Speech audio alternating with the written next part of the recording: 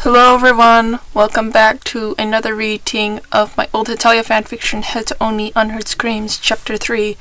I'm just gonna say this chapter is short. I think for this chapter I was writing it in a hurry, because I think I either procrastinated or I just forgot about doing it, so I was writing it in a hurry, so it's short.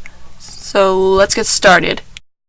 Not a single sound could be heard outside the mansion once inside. The howling of winds ceased once inside. A small detail was something Jakub had noticed while exploring the darkened mansion. The rooms almost looked macabre to him as he searched for the missing students, almost as if the dead previous visitors were watching him. Jakub was looking through one of the bedrooms when he found a small card on the floor. He knelt down to pick it up to look over it. The card was a student identification card. The picture showed a dark brunette male student, and Jakub became quite wary upon recognizing the student. "So Tsvetan is here with Andrei," Jakub commented. Jakub knew beyond a shadow of a doubt that Tsvetan had come here with Andrei. There's no way he would go in by himself. Tsvetan had zero interest in going into such creepy places unless Andrei persuaded him to go. Jakub stood back up and put the card in his pocket. He looked around the room once more. That was until he heard heavy footsteps in the hallway. Jakub's heart nearly popped out of his chest when he heard it. A very potent fear entered him as he looked around for a place to hide. Jakub found a closet in the corner, and with no other place to go, he opened it and hid among the clothes. The door brusquely swung open. Jakub felt a sinking feeling in his chest. Every step the mystery person took made Jakub more and more scared. After a few short minutes, the mystery figure left. Jakub almost wanted to take a sigh of relief, but he kept it in until the footsteps could no longer be heard. He furtively left the closet and looked out of the room, making sure there was nothing waiting to ambush him. He exited the room and continued his search. Gilbert looked out one of the large kitchen windows to see the placidness of the night. A full moon was out shining down on the neighborhood. Little did everyone know that he was trapped in a nightmare. He went through the entire first floor, every nook and cranny. He found a key to the library and a key to the basement. The latter he had not used yet. Every time he went to where the basement door was, he got an awful feeling that he should not go down there. The monsters that had tried to wantonly hunt him down seemed to have disappeared. Perhaps I was too willy for them, Gilbert thought. Gilbert was about to exit the kitchen when he remembered that the kitchen is where all the knives, pots, and pans were. He wanted to at least be able to defend himself in some way. He looked around the cupboards and found a large kitchen knife. It might not be able to kill these monsters, but it's better than nothing. Gilbert left the kitchen and headed to where the basement door was. He still felt fearful about going down there.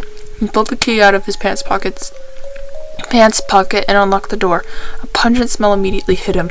The smell made him nauseous, and he wished he could have come here with another student so he would not be alone. I might as well go down there. After opening the door and heading down the stairs, the rotten, lucid smell got worse. Gilbert almost wanted to throw up, since he had a feeling that he knew what the smell was.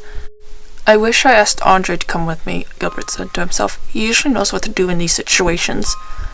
Gilbert remembered the day he met Andrei. Gilbert had been working non-stop on an essay due for his English class. He was at the last paragraph and he had no idea what else to write. The last thing he needed was another bad grade on a major assignment. Gilbert decided to take a break from writing to try and think of some way to end the essay. Slithering in from the rows of bookshelves was a light brown-haired student of average height. While Gilbert was pensively trying to find a way to finish his essay, the student walked up to him. The student noticed the conflict Gilbert was having at the moment.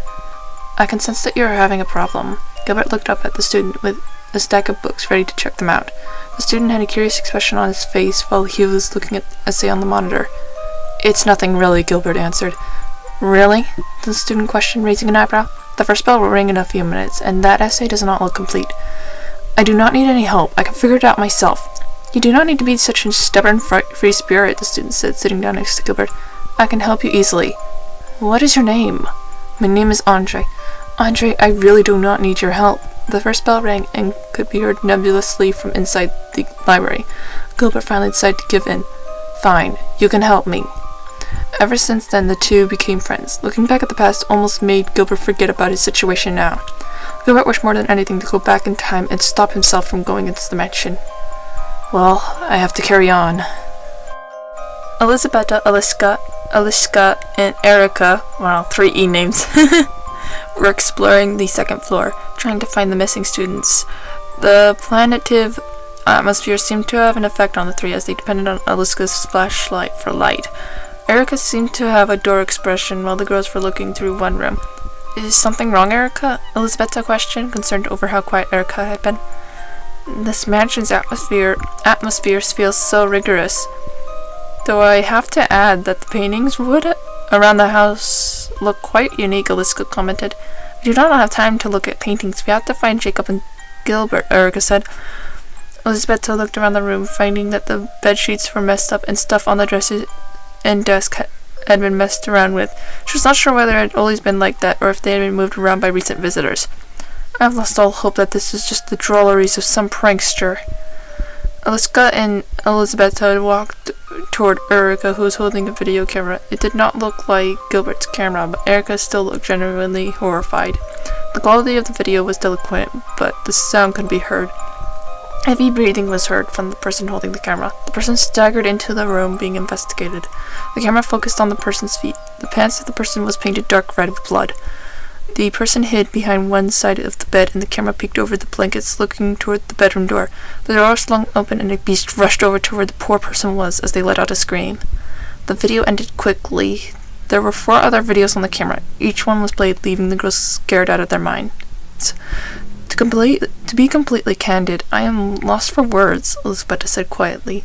Eliska grabbed the camera and put it into her bag. She hoped that they would get out and be able to show everyone the video footage they found.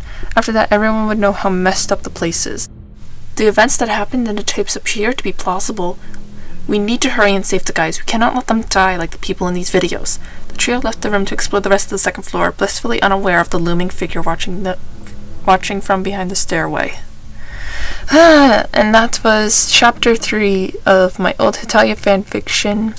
Well, sort of. This is more of a first draft, because, again, I'm planning on rewriting it, and I've already gotten some work done on it. So, yeah, thank you very much for watching, or listening, you guys, and I hope you guys enjoyed it. See you guys next time. Bye-bye.